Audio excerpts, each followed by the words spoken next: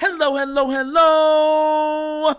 You're tuning into another episode of The Wunderkind Show. Today's second topic, Za'Darius Smith has joined the Cleveland Browns. Yes, with this shocking turn of another big defensive player, Za'Darius Smith, three-time Pro Bowler pass rusher, was traded to the Browns. His reworked contract guarantees him $11.75 million in 2023, and he'll be a free agent next March. All negotiated by his new agent, Eric Burkhardt. So it was looking like he was trying to move away from the Vikings. And the funny part is, we were super a year ago or so, we were super in the Za'Darius sweepstakes. Everybody wanted him, including myself. I thought he would have made a tremendous difference on the defensive line. But guess what? The Browns just got even better. So, and let me go over this real quick to tell you this, right? Because I'm telling you, I'm going straight off the top on this, right? The full trade is the Browns get Za'Darius Smith, a 6th-round pick, and a 7th-round pick. The Vikings get 2 5th-round picks in different years. So, look, let me be real with you, Raven fans. I'm going to keep it a buck. We should not like this news. No, not at all. You should not like this news. The Browns' defensive line just got very interesting because, can you imagine? Do you guys understand what we're talking about now? Hold on. The Cleveland Browns, bro, they already have a monster there that nobody can really block. And now you're not going to be able to double team it because you're going to have to live all day with Za'Darius going one-on-one. Bro, this is ridiculous, bro. I'm not happy with this at all. At all. At all. Who would be happy with this? Who? I'm trying to go right now to tell you because I forgot the name. Miles Garrett. There it goes.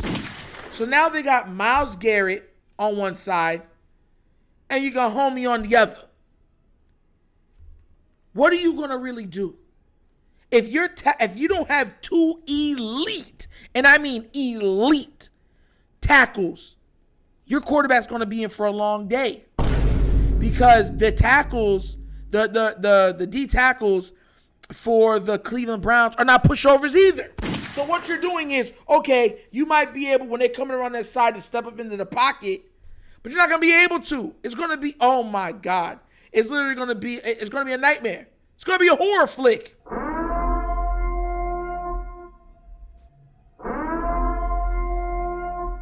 Look, like I said before, I'm not happy with this. I wish, honestly, we could have got him. I think that with the youngsters that we got with Za'Darius, I wouldn't have asked for any more on the defensive line. I think with Za'Darius and Ajabo and, a couple other pieces that we have, I think that would have been something to view every Sunday. Because we all know Za'Darius can play. He can go out and get the pass. I don't care what you play him at. If you say go get the quarterback, he could go and do it. But now we have to worry about him. Oh, my God. Ronnie Stanley's going to have to be. All right, so here's the thing. Let me break this down why I'm truly sad and truly bothered by this. 2 words, Morgan Moses. Because Ronnie Stanley is a stud. We all know that, right? We all know that. But Morgan Moses struggled mightily last season. Mightily. And that would say, or at least make the sense that they would help him on his side, especially when dealing with someone like a Miles Garrett, which would ultimately always leave Za'Darius one-on-one. Now, you're hoping that Ronnie can withstand Za'Darius. But can he withstand Za'Darius all game long? And I mean that, can Za'Darius make 1 or 2 splash plays where you're like, oh my God, oh crap. This is the only way I won't trip out about this, is if we go out there and get Frank Clark. If we can add Frank Clark to our front line,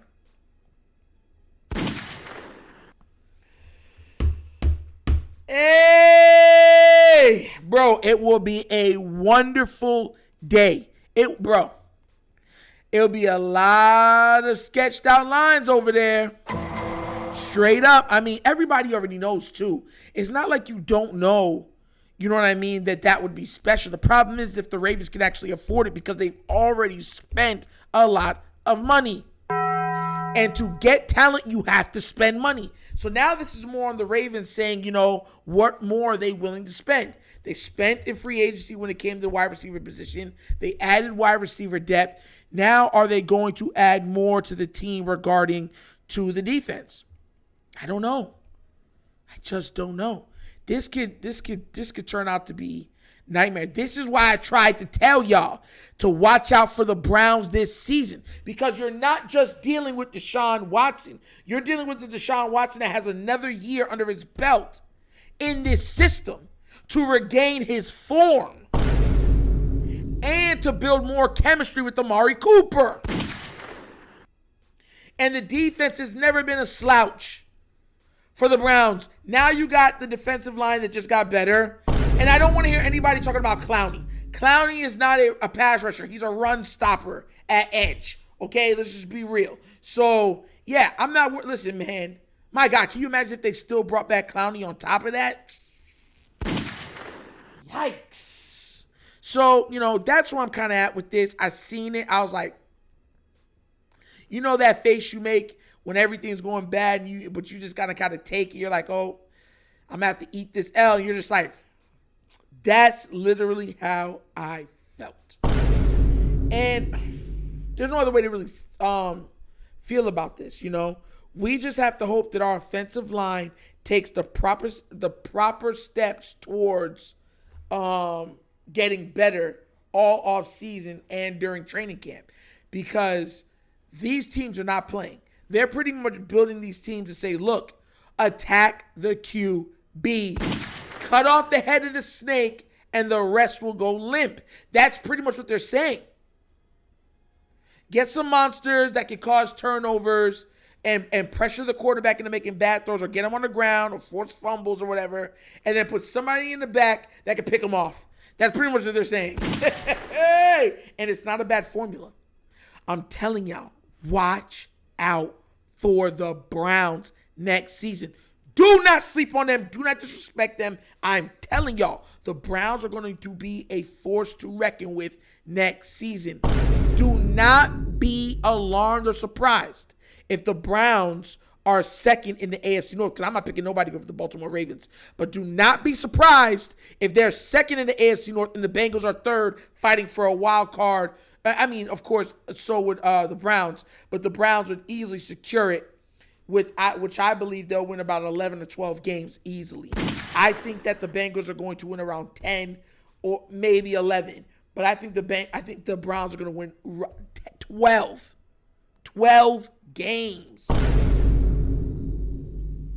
So watch out for the Browns for a fast start. It could be a big duel between us and them, and we should not take them lightly. We should not take them for granted. We should just look at them as an opponent that we need to get rid of very quickly and swiftly. Because let me tell you something right now.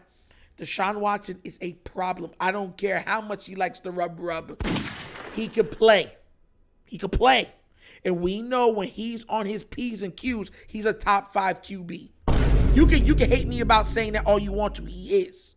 And you add on Miles Garrett and now Za'Darius Smith, bro. And we're not even talking about Amari Cooper or another year being in that system for Deshaun Watson, bro. The Browns are going to be legit this year. Legit. The AFC North is stacked. My God. Like, bro, teams, chill out. My gosh. Like, you know what it is? The Browns said, the Ravens kept him. Shoot, we need more firepower. Remember, this is the same Lamar Jackson that's done some crazy things to the Browns to where even Miles Garrett had to just shake his hand and be like, you got it, bro. You got it. They very much or very deeply respect Lamar Jackson. I'll tell you right now, the Browns do. So they're going to make sure that they have enough to attack him as possible, because we already see what he can do to them. We already see what they can do to them. I can't wait for next year. This is going to be probably the most exciting NFL season I have ever watched, because Lamar, Joe Burrow, and Chase, Miles Garrett and Deshaun, my God, Tomlin, the AFC North is going to be absolute gangbusters, and it's going to be must-see TV. And that's another episode of The Wunderkind Show. Once again, you know how we do it. We have fun. It's all love over here, but it's all rooted in fact and truth. So if you have not done so already, please do remember, like, subscribe, hit that notification bell, leave a comment. I love the comments. Just be respectful to other people, and we got no problems. And if you would like to donate to this channel to help it grow, the bottom of the screen is a QR code to a Cash App. So we do all our donations. You can also find it in the description of every video that we do, and it goes by the name The Wunderkind Show. Also available right now is the Patreon. And what do you get when you get the Patreon? Question from subscribers, access to the Discord, access to the Fantasy Football League for next year, and sweepstakes for free merch. So once again, this is The Wunderkind Show. The show's Nitro signing off, and as always, you guys knows my slogan. Peace. And I am out of here. Like Za'Darius from the Vikings. Yep.